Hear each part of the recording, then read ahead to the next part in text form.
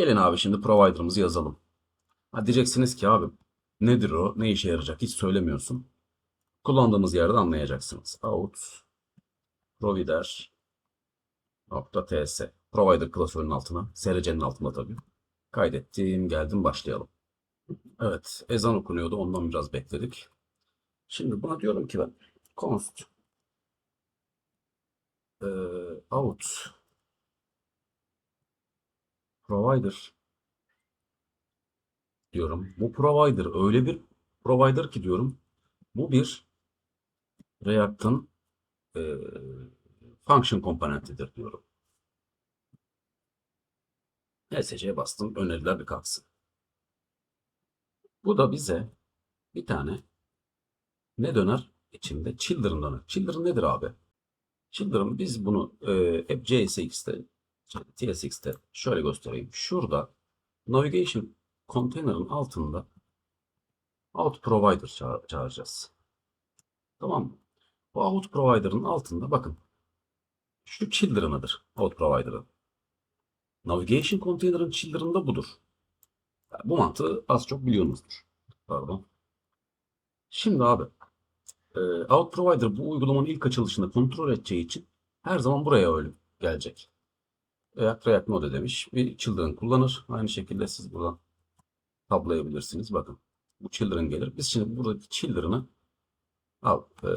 return children dedik ya. Şimdi buradan başlayalım çalışmaya. Evet. Şimdi burada bu arkadaşın nesne sorunları var herhalde. Şu parantezleri silelim. Şöyle bir şekilde. Bu niye böyle yaptı bize? Üzülmesi lazım normalde. Type expected falan filan diyor. Dememesi lazım. Niye yaptı böyle bir şey? Children, React Node doğru. Hepsi doğru aslında. Çok acayip. Gerçekten çok acayip. Neyse biz yazmaya başlayalım bakalım. Neler olacak, neler bitecek. Şimdi doğru mu yazmış? Boşluk falan var. Yok mu? Ya Allah Allah. İlginç. Çok ilginç. Şurada import hatası mı acaba bu? E aslında belirtmişiz. Evet. Bir salaklığıma daha doymayın. Bu bir komponent olduğu için bu dosya adının tsx olması lazım. Bak gitti. Yani ya rezillik ya, rezillik. Yani neyse, işimize bakalım. Şimdi bir tane use effect yapalım burada.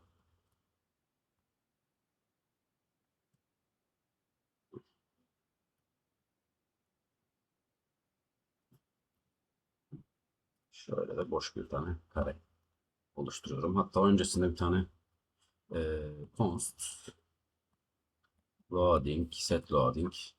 Şöyle sevmiyorum bunu ben böyle. Şurada yapayım ki daha temiz olsun.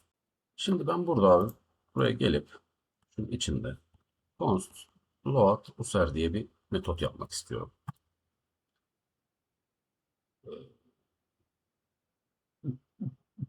Const store user diyelim buna. Async storage'i çağıralım. Çağırdık. If store user ise dedim. Şurayı bir sileyim ya. Çok hep yapıyor aynı şeyi. Set user diyorum. Tabi burada şey yapacak. Const set user use out store dedim. Böyle yapmamın sebebi bunu metot olarak çağırıyorum. Bunun yanında da başka şeylerde login, mogin bir şeyler de ekleriz herhalde. Değil mi? Buna da aynı şekilde zaten bir çıkmıştı aslında. Pardon. Şu JSON büyük olacak. JSON parse store user diyorum. Set load pardon çok affedersiniz. Set loading false diyorum. Ondan sonra buradan çıkıyorum. Load user'ı çağırıyorum. Sonra şuraya geliyorum. If loading return oluyorum. Orada loading spinner diyor. Onu yapmak istiyorsanız artık. Şimdi burada bu durumda ne olacak? Children'ını döndürmeyecek. Eğer ki loading devam ediyorsa, user bulamamışsa eğer null dönecek. Null dönerse daha sonra navigation'da yapacağımız user kontrolüyle beraber artık hangi navigation'a bağlayacağımızı karar vereceğiz. Yani login'e mi göndereceğiz, ana ekrana mı göndereceğiz, bu durumlar. Ve bunun daha ilerisinde tabii ki de şurada bir yerde, pardon, şurada bir yerde yine use effect'le e,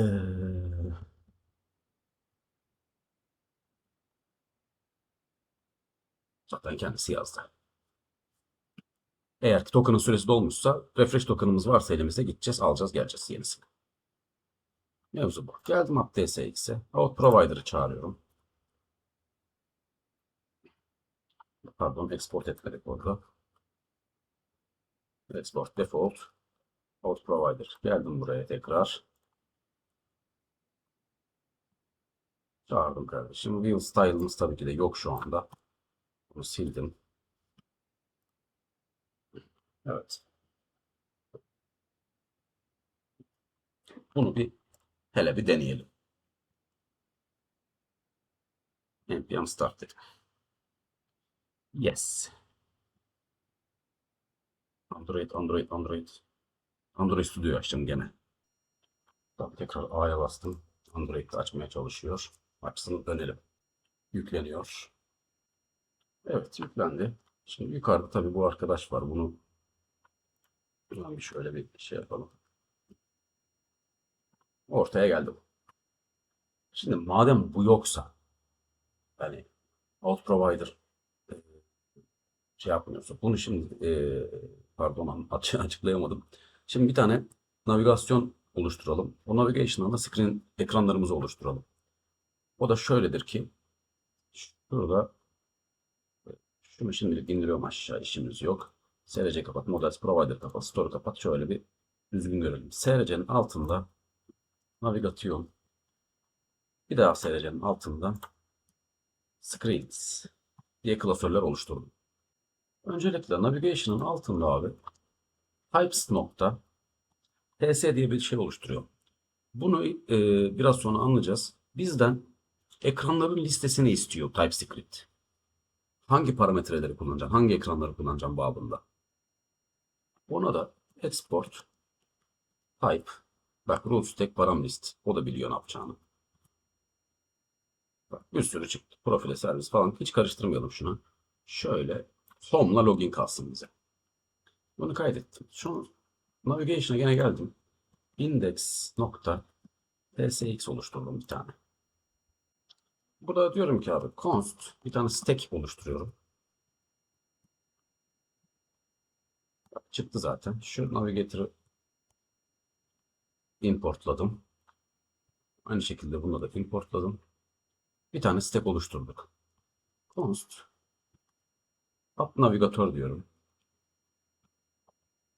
Pardon. Şöyle yaptım. Aynen bu şekilde girdim içine. Const diyorum öncelikle. Bir tane user lazım bize. User'ı da ben use out store'dan çağırıyorum. Yani use out store'dan bu user çağırdığım için sadece bana bu arkadaş şu user'ı dönecek. Eğer setlenmişse. Yoksa tabii ki de null. Şimdi bak bir şey oluşturup biz daha biraz daha farklısını oluşturacağız bunu. Yani direkt tek satırda yapmayacağız. Şöyle kapattım. Girelim içine. Şimdi buradan diyorum ki static navigator diyorum. Tamam mı? Böyle geldi. Şurada diyorum ki şöyle. Bak al işte. User varsa home'u aç. User yoksa login aç. Tabii biz bunu nelere böleceğiz? İşte user varsa ve user'ın rolü customer'sa customer için home'u açacak falan filan. Yani rolüne göre ekranları belirleyeceğiz. Şimdi bir tane home screen'le login screen'e ihtiyacımız var bizim.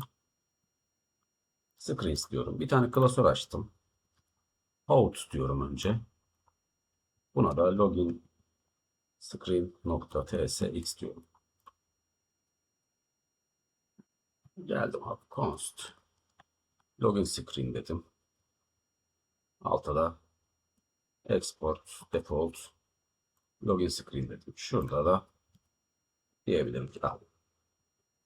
Şu viewer import et. Text import et. Paper'ın kendi view'u var mı? Pardon. Yok, bu React'ınmış. React Native'in daha doğrusu. Stillerimiz yok. Onlar için ayrıca bilgi vereceğim. Ondan sonra şunu şöyle kopyalayayım olmazsa. Geleyim screens altına bir tane de ne yapalım? Customer'dan başlayalım değil mi?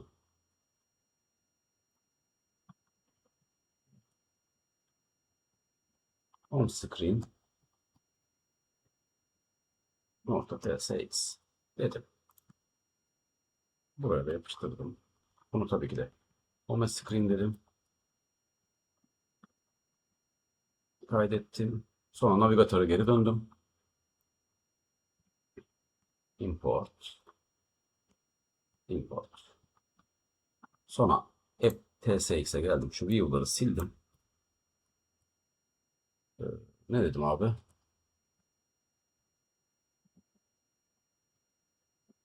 Neydi adı? App Navigator ama export etmedik sanırım.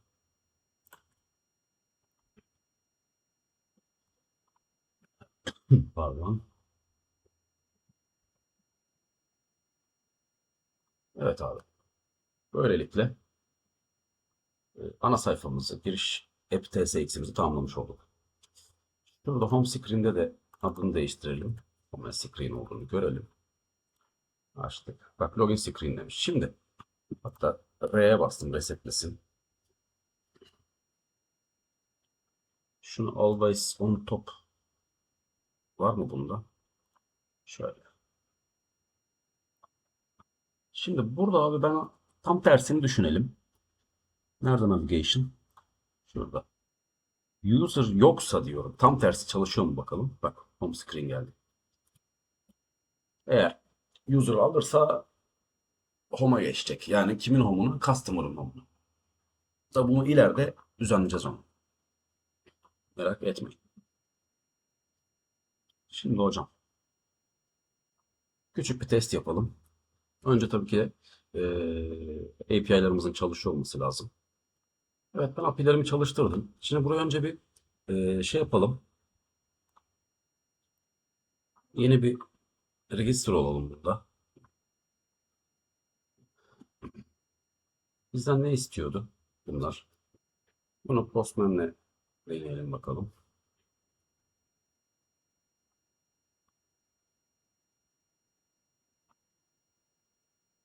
Login'imiz var, login'imiz var.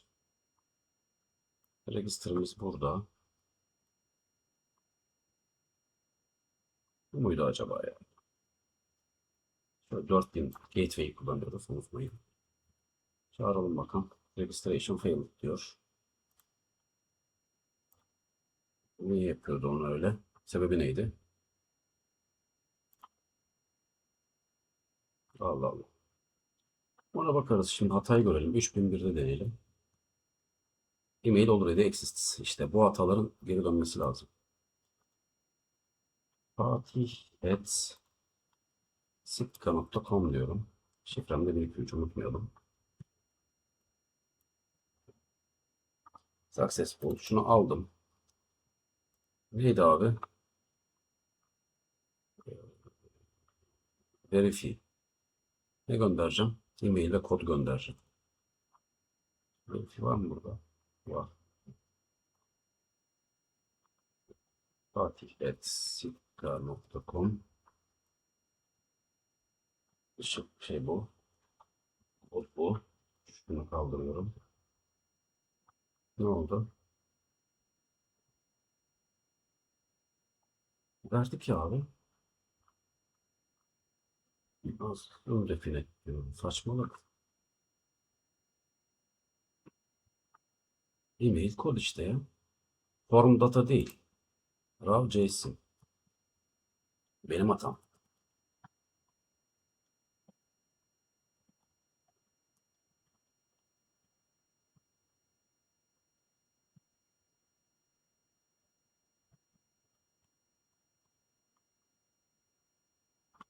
Evet, token alabiliyoruz.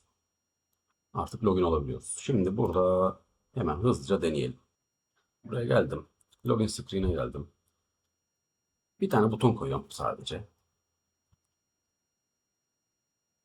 Pardon.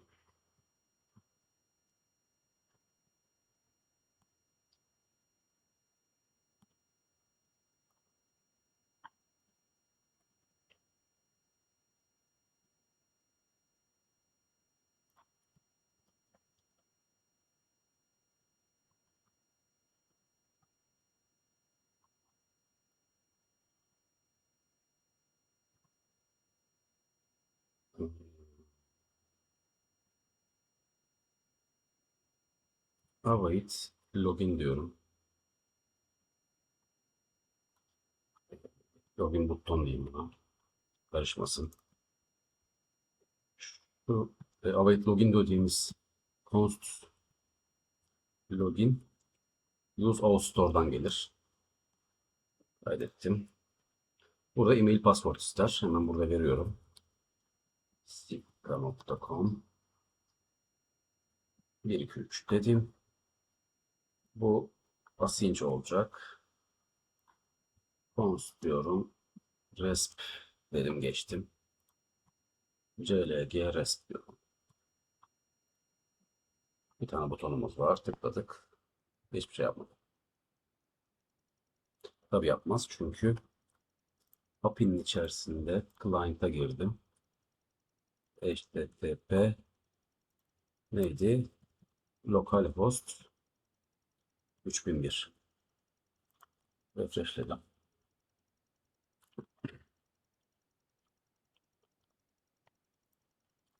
Login'e bastım. Login basmıyor.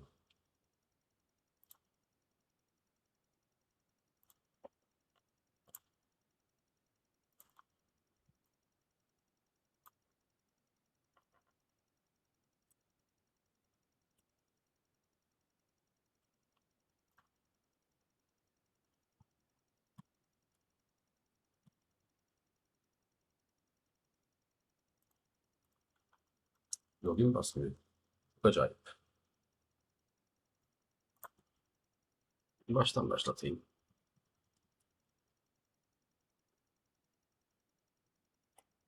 Başka port kullansın.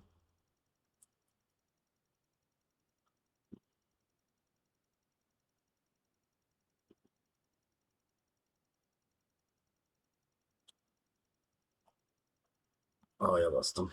Android'de açsın.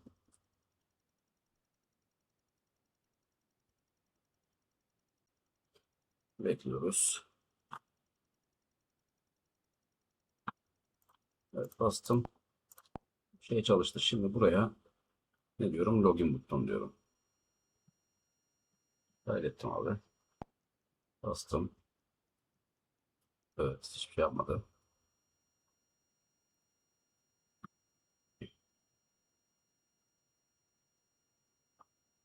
Buraya CLG diyelim.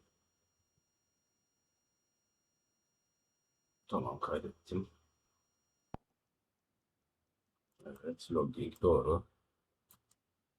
Buradan peki şu response nedir? Adım adım gidelim. Undefined.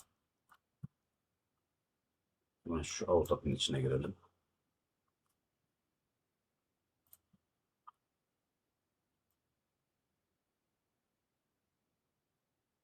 Şöyle yapalım.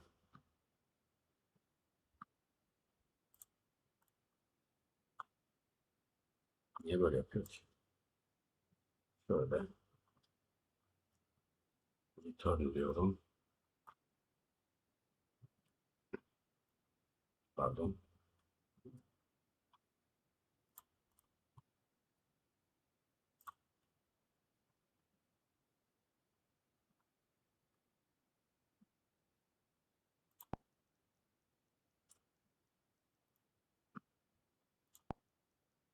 Buraya kadar çağırıyor. Peki. Şöyle bir şey yapsam. Const r eşittir diyorum. Return r diyorum. Sonrasında böyle yapıyorum.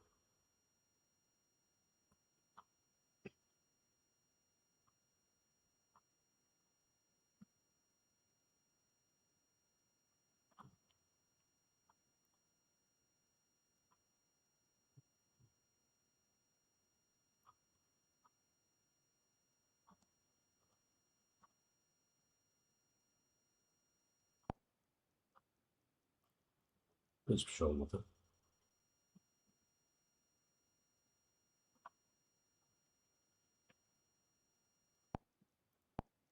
Bir deneyeyim ben bunu. Sizin vaktinizi kaybetmeyin.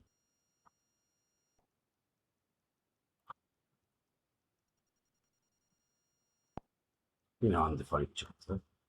Geri alıyorum. En baştaki haline kadar. Bu da olsun. Bir API'ye girelim.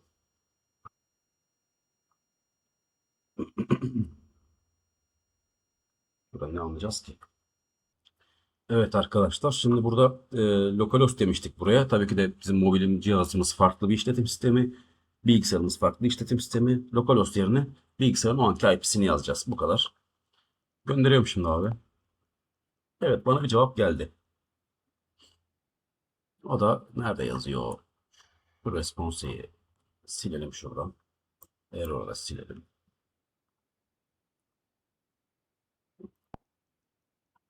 Falan filan dedi işte. Peki. Bunu bu arkadaş aldı. Ben bunu restart yaparsam ne olacak? User'a kaydetti mi? Kaydetmemiş.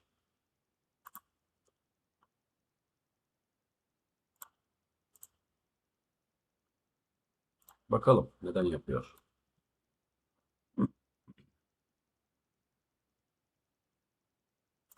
Şuraya storage user bakalım mı?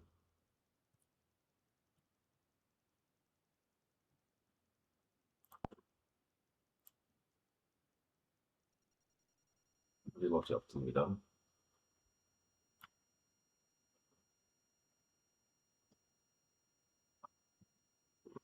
Pardon.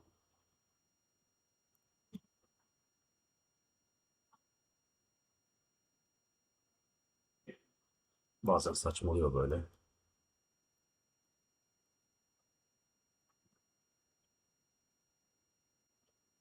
Evet, store user null geldi.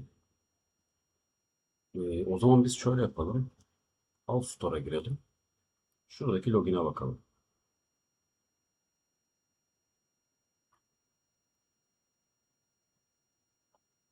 Bakalım. Buraya kadar gelmiyor. Gördün mü? Şuraya bakalım. Error'da bir şey var mı? Token of undefinite diyor. Token gelmemiş. Peki. Şu nedir abi? Payload yazdıralım. Response'nin içinden gelmemiş demek ki. Response'e bakalım. Bize ne geliyor? Undefined geliyor. Şu Autopilot login'e bakalım. Şunu silelim, şunu silelim, şunu silelim, şunu silelim.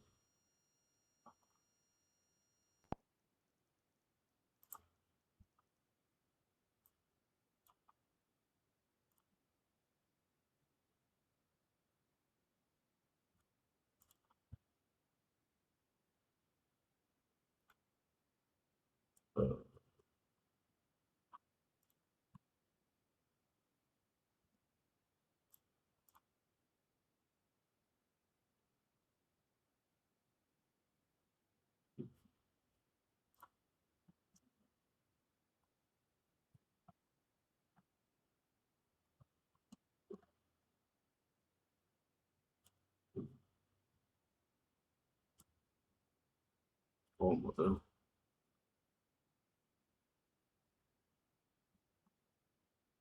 Sadece konsola yazdıralım bakın. Tabii bir şey dönmesi lazım bunun.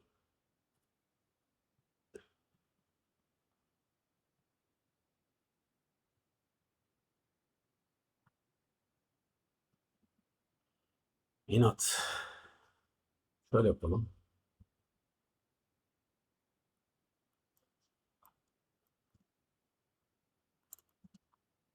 Şunu kaydettik. Client'e geldim. CLG response edelim. Evet.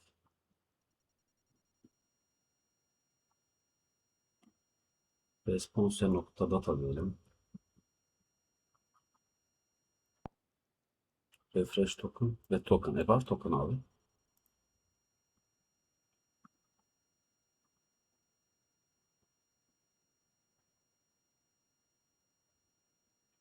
Hmm.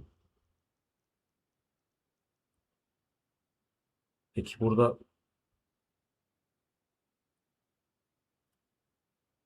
errors diye bir şey var mı?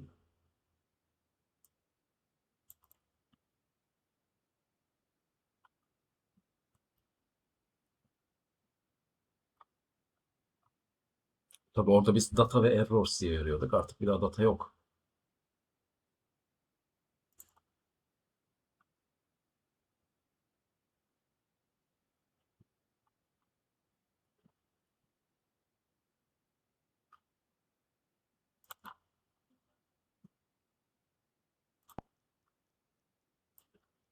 Baksana abi errors gelmiyor.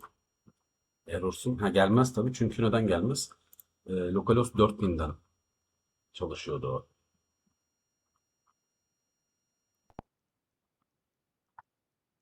Heh, gördün mü?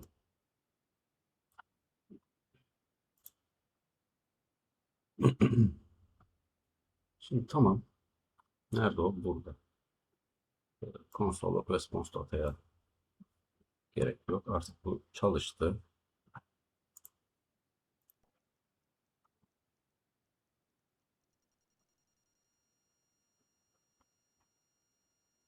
Neredeyiz? Outstore.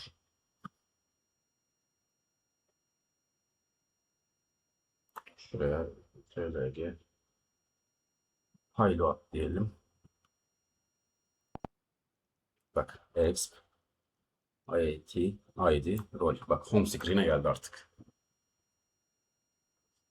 Şimdi çalıştı. Ben bunu refresh yaparsam eğer direkt home screen'e gelmesi lazım. Gelmedi. Sağ olsun.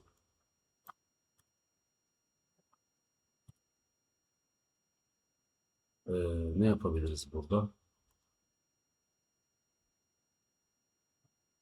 Save falan filan. Peki şöyle yapsam. Async storage nokta get item user dersem.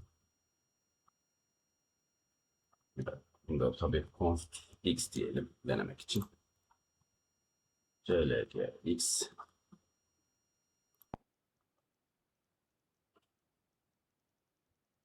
şöyle de yazalım yanına.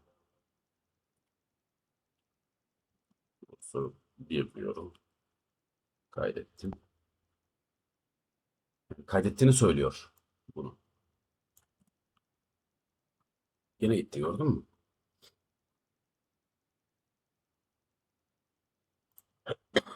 Hı.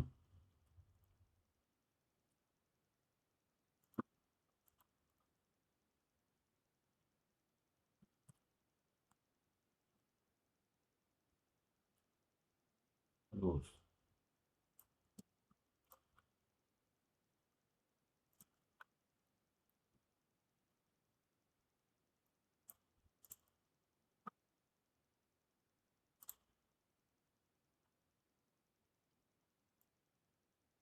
Gelmesi lazım. Peki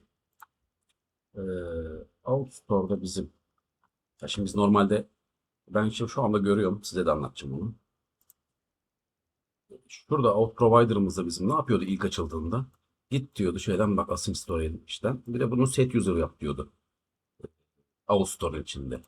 Peki bizim Outstore'un içinde set user'ın içinde bir şey var mı? Yok.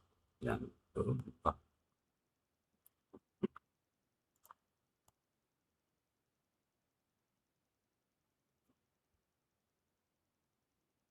yine kapataç yapacağız.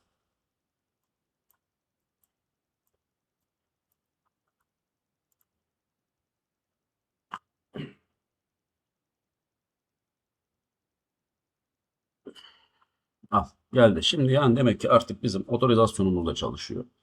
Biz bunu artık daha sonrasında görsel anlamda iyileştirmelere başlayalım. Butonlar, mutonlar, bir şeyler. Arayüzler, tema işlerini yapacağız. Ama genel olarak temel yapı çalışıyor şu anda. Biraz uzadı, saçmaladık, hatalarla karşılaştık. Beyin de duruyor bir yerden sonra. Yani siz de diyebilirsiniz agacım ya bir sürü uğraştım, bizi de uğraştırdın. Ama böyle, bu işler böyle. Ha, diyen olabilir ya birader. Yapay zekayı niye kullanmıyorsun? Kullanıyorum kardeşim, niye kullanmayayım? Allah Allah. Maksat burada bunu yazmak. Tabii ki de bunu yapay zekaya yazdıracaksın. Ama neyin ne olduğunu bilmeden ne anlamı var ki? Neyse. Bir sonraki videoda artık yerleşimleri yapacağız arayüzü. Görüştük.